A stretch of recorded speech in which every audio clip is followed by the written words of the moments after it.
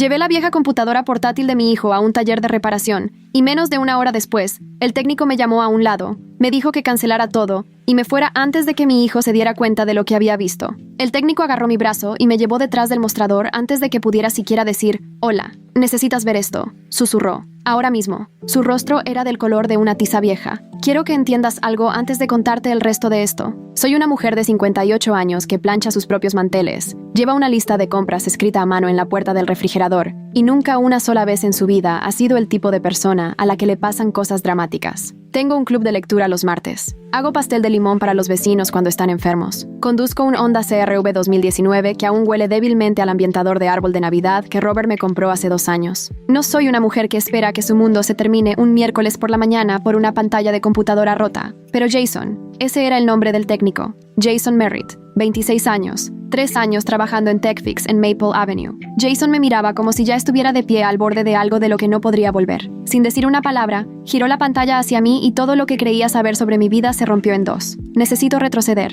no mucho, solo lo suficiente. David es nuestro hijo. Era nuestro hijo. Es nuestro hijo. Aún no sé qué tiempo usar. Y ya han pasado casi 2 años. Algunas mañanas me despierto y todavía es el bebé que traje a casa en una manta amarilla en octubre de 1991. Y algunas mañanas es el hombre con esposas que lo llevan por el pasillo de una comisaría. Y aún no he encontrado la manera de hacer que esas 2 versiones de la misma persona coexistan dentro de mi pecho. Tiene 32 años. Pelo castaño como el de Robert. Mis ojos. Era un buen estudiante. No excepcional. Solo sólido. El tipo de chico que recordaba llamar en los cumpleaños y siempre traía una botella de vino cuando venía a cenar. Trabajaba en finanzas, en una posición de nivel medio en una firma de gestión de carteras. Ganaba un dinero decente. Tenía un bonito apartamento a 20 minutos de nuestra casa en Claremont. También tenía a Victoria. La conocimos tal vez 8 meses antes de que todo se desmoronara. Una mujer bonita, de cabello oscuro, aguda de una manera que te hacía sentir ligeramente evaluado cada vez que te miraba. Sonreía a menudo y decía muy poco, lo que inicialmente había malinterpretado como timidez. A Robert le gustaba lo suficiente. Me decía que estaba siendo una madre protectora, que la ligera incomodidad que sentía a su alrededor era solo un viejo instinto que se activaba,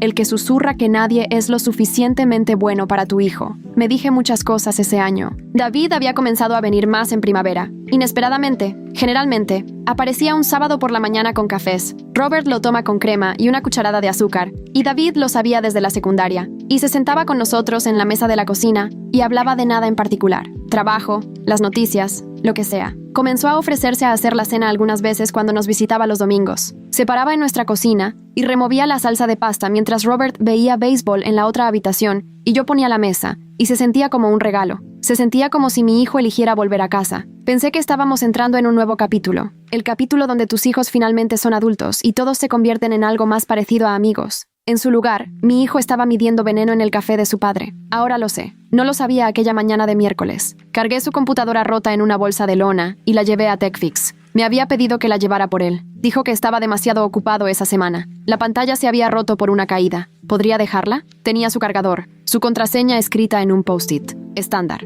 sin nada notable. Entré y salí por la puerta en menos de 4 minutos. Jason me llamó menos de 1 hora después. Dijo muy en voz baja: «Señora Bárbara, ¿podría volver? Hay algo aquí que necesita ver antes de que procedamos. Es importante». Supuse que era un problema de facturación. Tal vez la reparación era más cara de lo que se había presupuestado. Tal vez la computadora era demasiado vieja para repararse. Recuerdo haberme sentido levemente molesta al volver al auto. Recuerdo el olor específico de aquel aire de septiembre, cálido y quieto, con solo el primer atisbo de otoño, mientras empujaba la puerta de cristal de TechFix por segunda vez esa mañana. Nunca olvidaré eso, la forma en que normal se siente justo antes de que se detenga. Jason me esperaba en el mostrador. Me hizo una señal para que me acercara enseguida, mirando hacia la puerta, y me llevó a la estación de trabajo en la parte trasera de la tienda donde la computadora portátil estaba abierta. Había una carpeta abierta en la pantalla, una hoja de cálculo. Mi nombre, Bárbara Connolly, el nombre de Robert, nuestra dirección, números de póliza de seguro de vida. Los reconozco porque soy la que gestiona nuestra papelería. Y el sitio de esos números en una columna de hoja de cálculo en la computadora portátil de mi hijo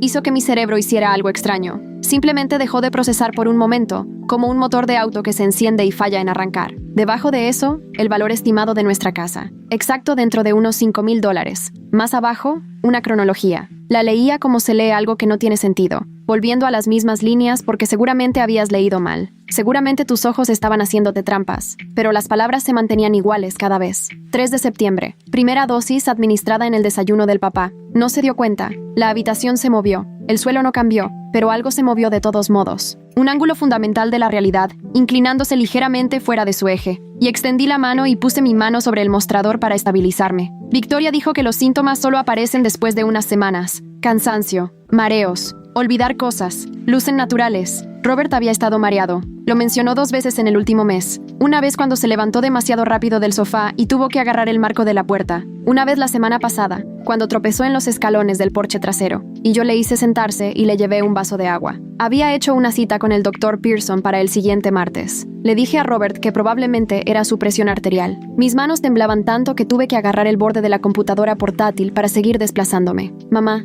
solo más tarde. Es demasiado observadora. Esperaré hasta que estemos más cerca de la meta. He pensado en esas palabras cada día desde entonces. Es demasiado observadora, como si eso fuera un problema que debiera manejarse, como si mi atención al detalle en mi propio hogar fuera una variable que mi hijo tenía que tener en cuenta en un plan para matarnos a ambos. Hay más, dijo Jason. Su voz era casi un susurro, como si tuviera miedo de ser oído en una tienda que actualmente estaba vacía. Mucho más. Abrió otra carpeta. Capturas de pantalla. Mensajes de texto entre un número guardado como David y otro guardado como B-Babe. Mis padres duraron 6 meses. Nadie sospechó nada. El doctor culpó a la edad. Leí esa frase 3 veces. Mis padres duraron 6 meses. Victoria había hecho esto antes. Victoria había visto morir a 2 personas, sus propios padres, y nadie se había dado cuenta. Y ella había llamado a eso un éxito, y había traído ese conocimiento a mi hijo, como un regalo, como una plantilla, como un plan de negocios. Corrí al baño en la parte trasera de la tienda y vomité en el lavabo. Abrí el grifo a toda potencia y permanecí allí con la cara bajo el agua fría, y hablé conmigo misma en el espejo. Dije, eres Barbara Connolly, tienes 58 años, Robert sigue vivo,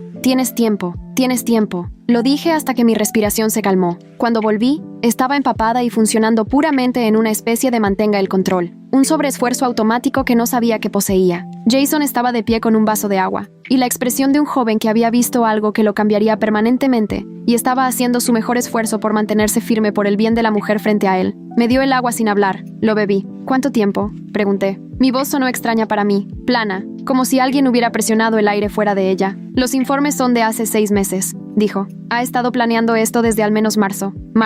Hace 6 meses, cuando David empezó a pasar los fines de semana con cafés, cuando comenzó a ofrecerse a hacer la cena, cuando yo había estado de pie en mi propia cocina sintiéndome agradecida por el regreso de mi hijo, y ni una sola vez, pensé en preguntarme por qué. Cada cena de domingo, cada café de sábado, cada informal, haré la de papá, sé cómo le gusta. Oh Dios, necesito que todo se copie, dije. No sé de dónde salieron esas palabras. Algún mecanismo de supervivencia que se activó debajo del dolor, porque el dolor era demasiado grande para sentirlo todo de una vez, y necesitaba algo más pequeño y manejable en lo que pudiera aferrarme. Cada archivo, todo lo que puedas encontrar. Ya está hecho, dijo Jason. Sostuvo una unidad USB, negra, pequeña, nada notable. El tipo de cosa que puedes comprar en un paquete de 5 en la farmacia. La tomé de él y la sostuve con ambas manos. Señora Bárbara, me miró directamente. Este niño de 26 años con grasa en la manga y total firmeza en sus ojos. Ve a la policía, esta noche. No vayas a casa primero. No llames a David. No dejes que sepa que has estado aquí. Asentí. Y una cosa más, dijo en una pausa. La computadora necesita parecer como si no la hubiéramos tocado, como si la hubieras recogido y pagado normalmente y te hubieras ido. Si revisa los archivos, las marcas de tiempo de la carpeta, entiendo. Pagué la tarifa de diagnóstico. Jason redactó un presupuesto de reparación en un recibo real y me lo entregó. Nos dimos la mano sobre el mostrador como 2 personas que llevan a cabo un negocio ordinario, y salí a la mañana de septiembre con la unidad USB en el bolsillo del abrigo, y un sonido en mis oídos como estática de radio que no paró durante 3 días. Fui a Robert. Estaba en su escritorio en la oficina de casa cuando entré, con gafas de lectura. El mismo hombre con quien estuve casada durante 34 años, bebiendo una taza de café que había hecho él mismo porque David no estaba allí esa mañana, y así no había encontrado aún una manera de estar agradecida por su ausencia. Cerré la puerta detrás de mí. Dije, necesito que dejes el café y vengas a sentarte conmigo. Ha pasado algo y necesito mostrarte algo y necesito que te mantengas tranquilo porque no puedo hacer esto si no te mantienes tranquilo. Me miró por encima de las gafas. Robert Connolly puede leer una habitación en alrededor de 4 segundos. 22 años como ingeniero civil. El hombre no se pierde detalles. Dejó el café. Observé el rostro de mi esposo mientras leía la hoja de cálculo. Lo vi pasar por 10 años en 60 segundos. La geografía particular del rostro de un hombre atravesando confusión, escepticismo y comprensión emergente, y algo que solo puedo llamar un horror tan completo que no tenía sonido. No jadeó, no gritó, simplemente se quedó muy quieto. La forma en que la gente se queda quieta cuando algo es demasiado grande para reaccionar a una escala humana normal. La mareos, dijo finalmente. Su voz apenas estaba allí, solo un susurro con forma. La semana pasada cuando caí en el porche, sé que él estaba aquí esa mañana. Hizo mi café, me miró. Él insistió en eso. Lo recuerdo porque dije que lo haría yo misma y él dijo que me sentara, que lo haría. Lo sé, Robert. Nos sentamos allí por un momento que no era realmente un momento. Fue más largo que eso. Fue algo que existió fuera del tiempo regular. Una pausa en la que ambos llevamos el peso completo de lo que se había hecho a nosotros y lo que podría haber sido y en lo que se había convertido nuestro hijo y lo que las siguientes horas de nuestras vidas nos iban a exigir. Luego, la mandíbula de Robert se tensó. En 34 años, he visto esa mandíbula tensarse exactamente 3 veces. Una vez cuando mi madre estaba enferma. Una vez cuando perdimos la casa en la recesión. ¿Y ahora? ¿Comisaría? Dijo. Ahora mismo. Estábamos de pie. Teníamos nuestras llaves. Literalmente estábamos a medio camino a través de la sala hacia la puerta principal, cuando una llave giró en la cerradura del frente. David entró. Camisa de botones azul, postura relajada, completamente normal. Sonrió cuando nos vio. Esa sonrisa fácil que había amado toda su vida y dijo, «Hola, vine a recoger mi computadora portátil, si está lista». ¿Hizo un buen trabajo, Jason? La mano de Robert encontró la mía detrás de mi espalda. Nos aferramos. Quiero que entiendas lo que hice a continuación porque quiero que entiendas lo que una persona es capaz de hacer cuando la supervivencia lo requiere. Miré a mi hijo que había estado sentado frente a mí en mesas de desayuno durante 32 años, a quien le había enseñado a andar en bicicleta, le ayudé con la tarea de álgebra y lo sostuve en el hospital cuando le quitaron las amígdalas a los 7 años. Lo miré y sonreí y dije, «Excelente trabajo. Está en la bolsa junto a la puerta». Mi voz no tembló. No sabía que tenía eso en mí. Ahora lo sé. Genial. ¿Estás comiendo cena? ¿Podría pedir algo? Noche familiar. Sonrió. ¿Podría cocinar? Sentí cómo el agarre de Robert se tensaba en mi mano. No esta noche, cariño, dijo Robert. Su voz era una obra maestra de normalidad. Tu madre y yo tenemos planes. David agarró la bolsa de la computadora, cruzó la habitación y me besó en la frente, y sus labios estaban cálidos, y yo me quedé perfectamente quieta, y lo sentí y no me moví, y pensé que tendría el resto de mi vida para desmoronarme. No ahora, no aún. Se fue. Permanecimos congelados en la ventana hasta que su auto, un Audi A4 gris, desapareció alrededor de la esquina al final de la calle. Permanecimos ahí un minuto más, porque ninguno de los dos confiaba en que eso fuera real. Luego, Robert se sentó en el sofá y puso su rostro entre sus manos. No estaba llorando. No aún. Simplemente se dobló por un momento, como un edificio asentándose después de que algo lo golpea. Me senté a su lado. No hablamos. Simplemente nos aferramos el uno al otro en nuestra propia sala de estar, en una casa que nuestro hijo había estado tratando como una escena del crimen durante 6 meses, hasta que nuestras piernas dejaron de temblar y pudimos volver a estar de pie. Después, fuimos a la policía. La detective Sandra Okafor había estado en el departamento de Claremont durante 19 años y tenía la particular cualidad de calma que proviene de haber escuchado cosas que la mayoría de la gente nunca tiene que escuchar. Se sentó frente a nosotros en una pequeña sala de conferencias en la comisaría, la luz de la risa brillando por encima, una caja de pañuelos sobre la mesa que no toqué porque si comenzaba a llorar, no pararía. Y escuchó cada palabra. No interrumpió. No pareció escéptica. Miró la unidad USB cuando la entregamos sobre la mesa y nos miró y dijo, «Está bien, necesitaré que ambos esperen aquí mientras consigo a alguien de nuestra unidad de criminalística digital». Esa persona fue Marcus Hale, un especialista en tecnología forense con 7 años en el departamento que pasó 40 minutos revisando el contenido de la unidad con la meticulosa paciencia de un hombre que ha aprendido a no apresurarse con las cosas que importan. Imprimió archivos, los catalogó, los organizó en una carpeta de manila que etiquetó con letras en bloque con un marcador. Connolly, preliminar, como en solo el comienzo. En menos de 2 horas, también contactaron al detective Ray Castillo de la Unidad de Crímenes Financieros y Delitos Mayores del Condado, 31 años en el trabajo. Él fue quien nos explicó en el cuidadoso y mesurado lenguaje de un hombre que entrega información que sabe que va a devastar a alguien, que lo que describían los archivos constituía intento de asesinato premeditado y conspiración, y que la mención de Victoria, nombre completo Victoria Marsh, Ya habían hecho las verificaciones. Había activado una alerta conectada a una investigación abierta en un condado vecino. Sus padres. Un caso de 2 años que había sido dictaminado como causas naturales. Hubo una pausa en la sala cuando dijo eso, una espera que se asentó. Enviaron a Robert directamente al Claremont General esa noche para un panel de sangre. Me senté en una silla de plástico en una sala de espera de Hospital Beige a las 11:30 p.m. y pensé en todas las mañanas, los cafés, las cenas de domingo, la forma en que David siempre parecía un poco demasiado ansioso por llegar primero a la cocina. Los resultados llegaron 48 horas después. Arsénico,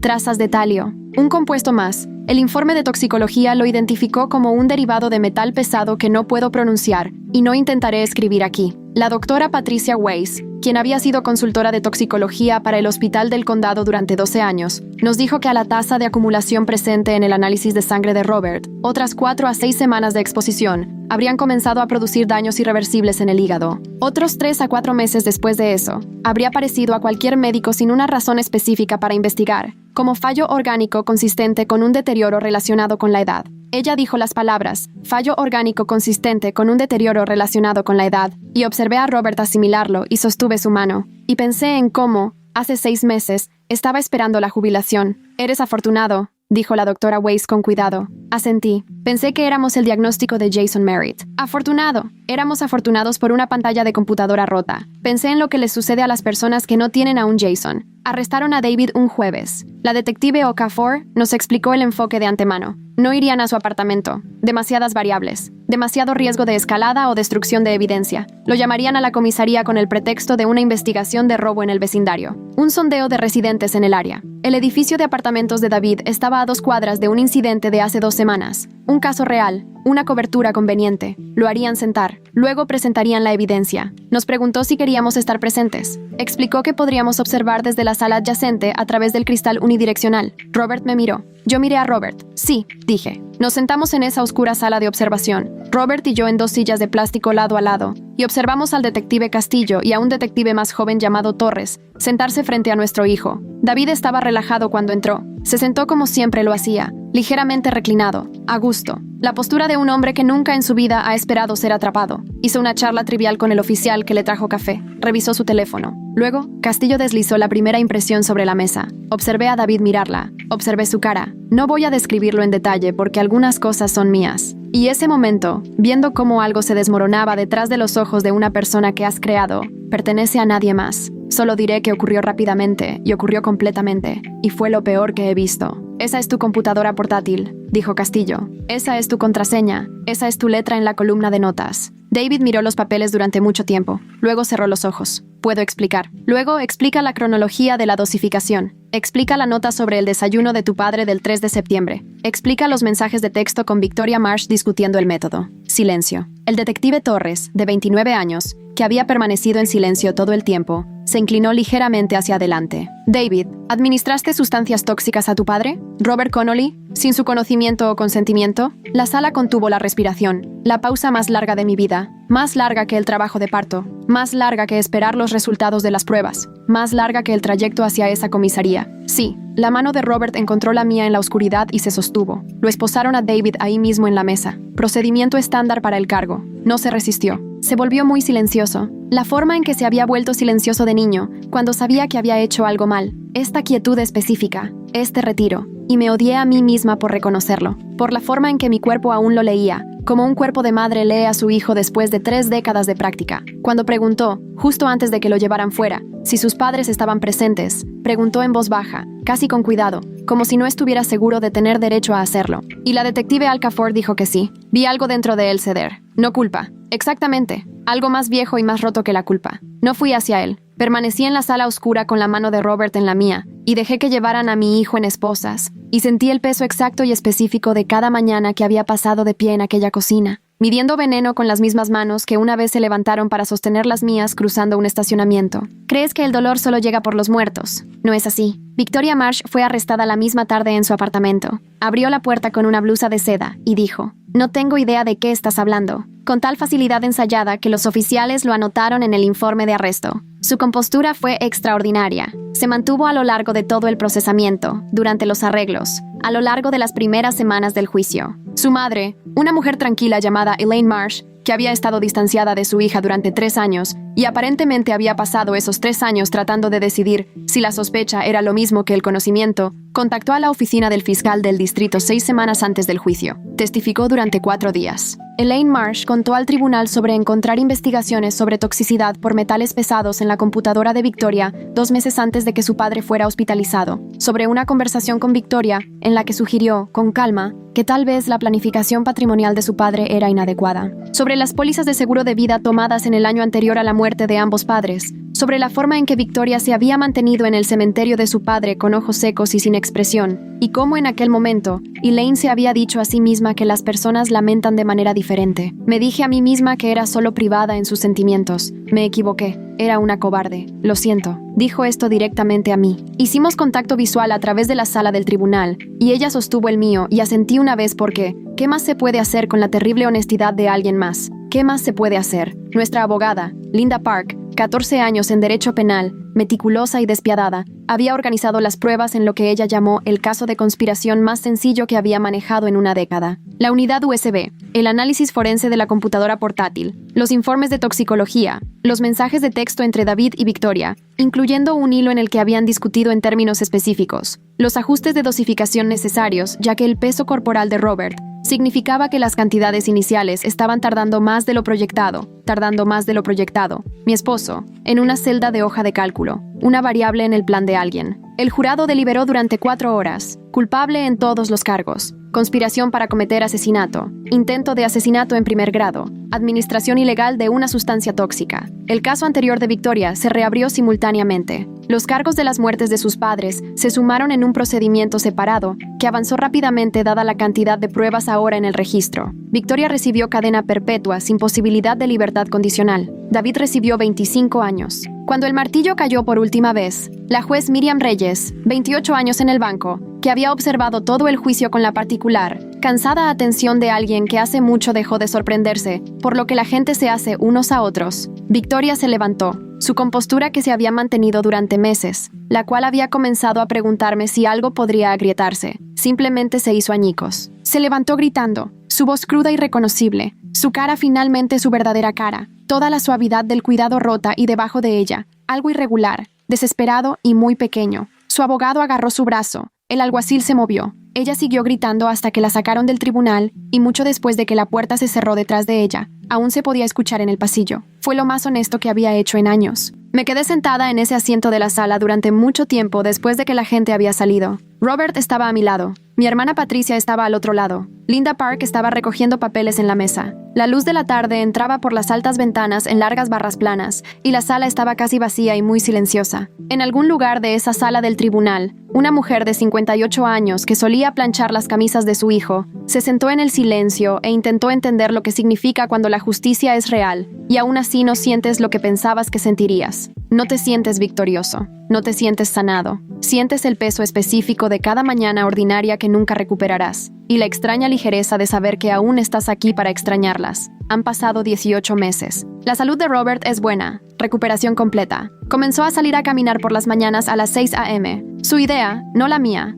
no la de los doctores. Solo una decisión que tomó en las semanas posteriores al juicio. Poner sus pies en el suelo y respirar el aire y moverse por él con deliberación. A veces lo observo desde la ventana de la cocina regresando por la calle y siento algo que no tiene un nombre claro. No felicidad, no exactamente. Algo más parecido a esto. Todavía aquí. Debería contarte sobre Jason Merritt. Fue reconocido por el departamento. La detective Alcafor lo nominó para un reconocimiento civil, que recibió en una pequeña ceremonia en la comisaría en marzo. Fui. Llevé pastel de limón, que es lo único que sé hacer cuando quiero decir algo que no tiene palabras. Se sonrojó cuando se lo entregué. Dijo, simplemente no me sentía bien sin decir nada. Dije, no lo hiciste. Desde entonces ha comenzado un programa de certificación en ciberseguridad forense. Me dijo que quiere trabajar con las fuerzas del orden eventualmente. Le dije que ya lo había hecho. Ese momento en esa tienda, esa decisión de decir algo en lugar de nada, eso es lo que mantuvo a Robert con vida. Es lo que significó que pudiera ver a mi esposo caminar de regreso por la calle a la luz de la mañana. No hay un presupuesto de reparación para lo que David nos hizo. No hay una cronología. Lo que sé es esto. Aún estoy aquí. Robert aún está aquí. Y algunas mañanas, Cuando el aire de otoño entra por la ventana de la cocina de la manera adecuada, me quedo en el mostrador y preparo café, y no dejo que nadie más lo toque, y lo bebo en el silencio. Y pienso en el peso de una ordinaria mañana de miércoles, y cómo nunca sabes hasta más tarde cuáles fueron las que salvaron tu vida.